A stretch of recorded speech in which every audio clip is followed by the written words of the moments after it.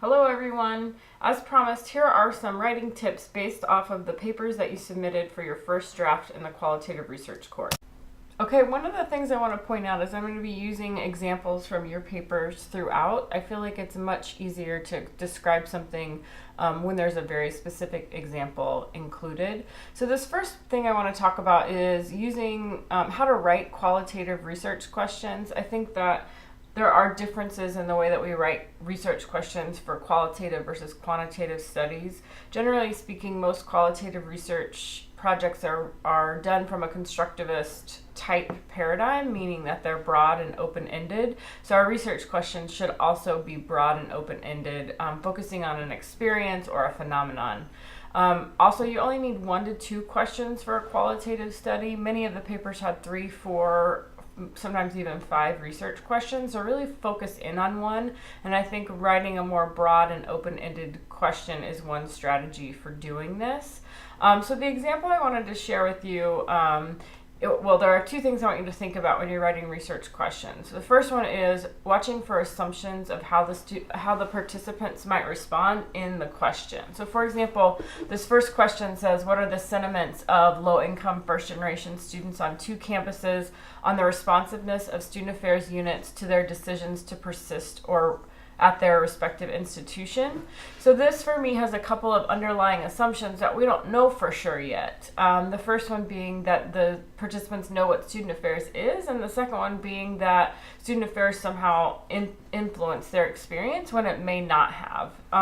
So I would encourage this question to move to something like, how do low-income first-generation students experience campus resources related to persistence? That way it takes the specific unit out of it and really just gets at what is the student's experience, so that you can then do some more exploration as to making recommendations and implications, but starting broad will be a really important component of that.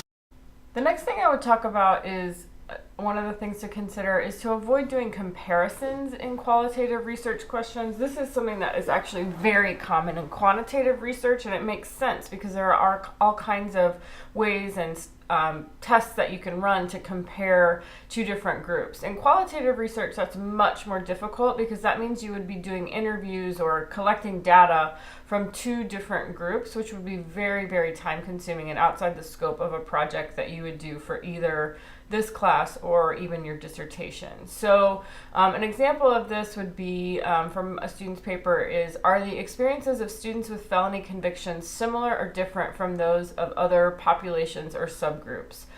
For example, adult learners. So you can see there, if the person did this question, they would need to interview both students with felony convictions and adult learners or whatever other subgroup that they chose.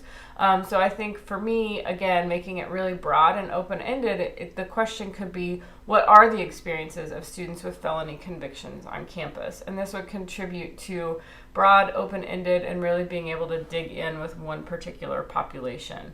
Then, of course, you could write about it in your discussion section what the literature says about other populations, and you could then do a little bit of discussing, though I still would stop short of calling it comparison, but you could draw similarities and differences with what the literature says about other subpopulations. Next, I'm going to talk a little bit about an idea that I learned when I was in graduate school from my advisor, and I was very resistant to this idea for a very long time. She always told me, focus on the idea, not the author, and I would get so discouraged because I was trying to vary my sentence structure, I was trying to give credit where credit was due, and now, all these years later, I can see exactly what she was talking about. When we start our sentences with authors' names, it gets choppy and the idea does get lost. So I'm going to give you a few examples of this as well. Again, like I said, this is very common, and in fact, we see it written in journal articles. There are lots of different preferences when it comes to using authors' names in the text of a sentence. For me, when I'm thinking about working with beginning writers or as you're learning this, I really encourage people to just take them out altogether unless you're referring to someone who is considered foundational for whatever study that you're doing. So for example, Aston, Tinto, Baxter Magolda, those names that get used over and over again, those would be considered foundational works. And when you avoid using authors' names in the text of a sentence, it really contributes to clarity, synthesis, and strength, which is really the point of a lit review. Again, this was so common throughout all the papers, so I'm really encouraging you to just think about ways that you can take this out altogether. An example of this would be, according to Lillis and Tien, 2008, the college choice process is characterized by various patterns including expectations, values, entitlement, and resources available. For me, I would encourage this person to change this to college choice processes are characterized by various patterns, including, so it's the exact same language, except for you take out the according to and just put it at the end as a citation rather than using it as the subject of the sentence, or even this one I guess is more of a clause at the beginning of the sentence, but it just strengthens it and makes it, the idea really stands out as opposed to the study that the person is referring to. And this also contributes to synthesis, which we're going to talk about more next. Okay, so synthesis. Let's talk about this. This is probably one of the most difficult skills to learn, and it takes the longest to practice. This is something I still get feedback on in journal articles when I submit them. So this is something that you just need to practice, practice, practice.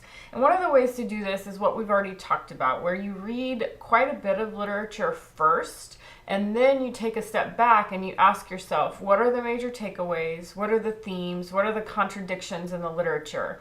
I often will just do a free write about what I've learned from reading for 10 to 15 articles, and that really helps me get on track with thinking about the synthesis, the overall picture of the literature. After that, then I would use citations to support a synthesized claim or argument rather than having the individual pieces guide your argument. So think about having more than one citation at the end of a sentence. That's an example of synthesis. When two authors have said the same thing, combine those ideas and cite both authors rather than relying on one to guide your process. This really helps with synthesizing and takes away from the idea of summarizing. So an example of this would be that in the first paragraph here, the person says, in research conducted for AAC&U, Hart and Associates found that employers place less value on major and more value on written and verbal communication skills, teamwork, ethical decision-making, critical thinking, and the ability to apply academic knowledge to real-world settings. In their annual survey of employers, the National Association of Colleges and Employers found similar employer expectations. In a survey that Chegg conducted in 2013, 39% of employers said that students they had interviewed in the past 2 years were completely prepared for the job. In contrast, 50% of college students believe that they are ready for the workforce. So you can see there are 3 different studies that were saying very similar things. So I would encourage the person to synthesize this information to something like, employers place less value on major and more value on written and verbal communication skills, teamwork, ethical decision-making, critical thinking, and the ability to apply academic knowledge to real-world settings. And then include the citations for both of those reports. Further, 39% of employers said that the students they had interviewed in the past 2 years were completely prepared for the job. In contrast, 50% of college students believe that they are ready for the workforce. So then you can see that I took all of the information about the specific studies out, which really makes the point stand out and makes the point a lot more clear, which is what we're talking about when we talk about synthesis contributing to the strength of the writing. Closely related to focusing on the author rather than the idea is putting a lot of context in about a particular study. One of the tips I have for you is to really avoid doing this. Try really hard to synthesize. Remember, you're synthesizing, not summarizing the information.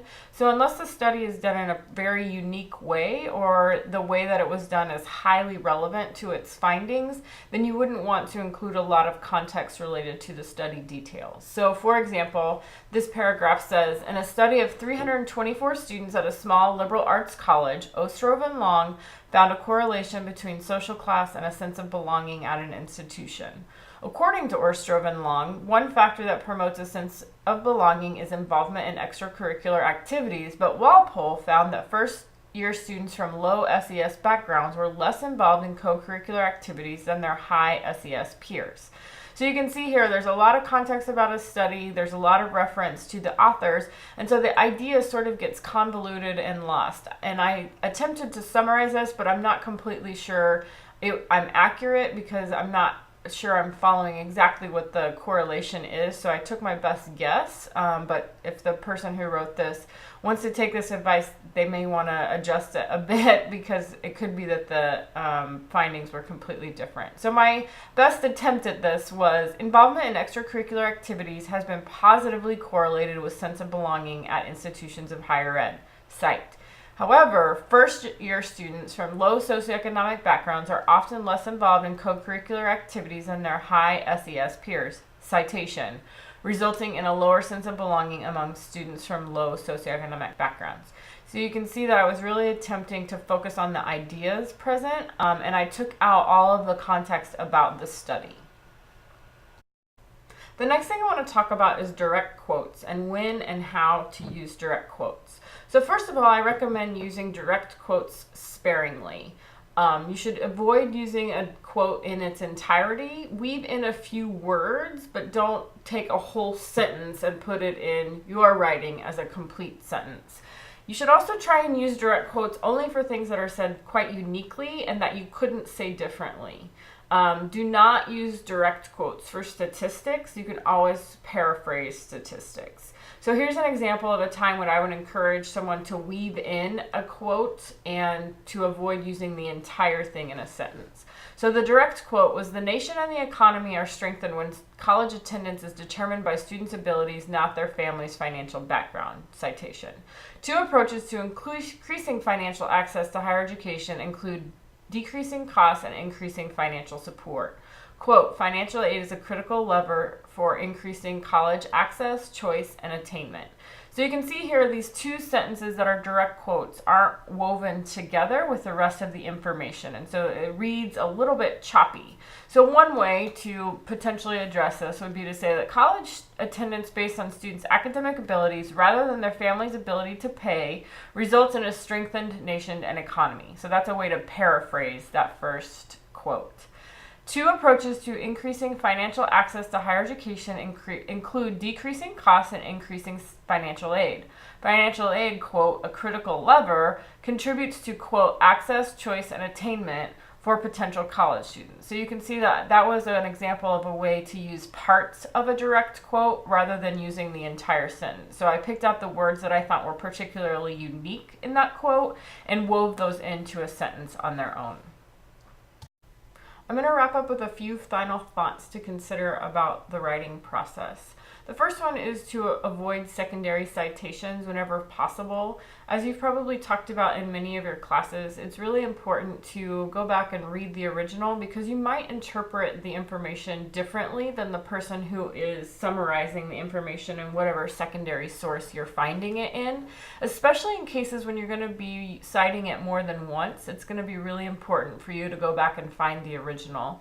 In today's electronic age, this shouldn't be difficult as libraries do interlibrary loan all the time. So really work hard to go back and find that original source to make sure that you're interpreting the information the same as the person who wrote it the second time.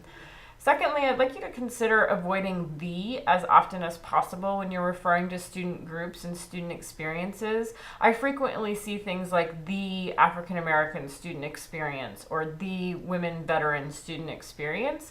And for me, this implies that there's only one and that that population is somehow very homogeneous, and we know that's not true. So I'd really encourage you just to change that. Make it plural. It's okay to take out "the" and just refer to it as women veteran students experience or African American student experiences. And then you can use words like "may" or "often" rather than using the absolute or blanket statements. And this will really strengthen your writing and it will help you avoid making generalizations or stereotypes about a particular group.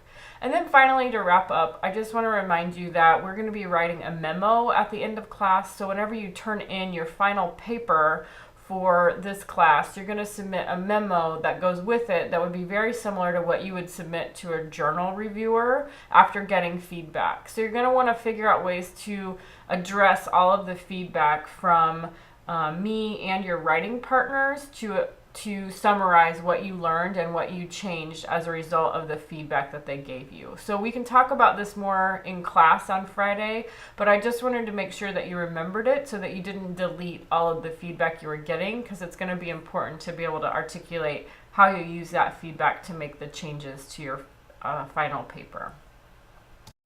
As always, let me know if you have questions. You know where to find me and how to get a hold of me. Have a great rest of your week.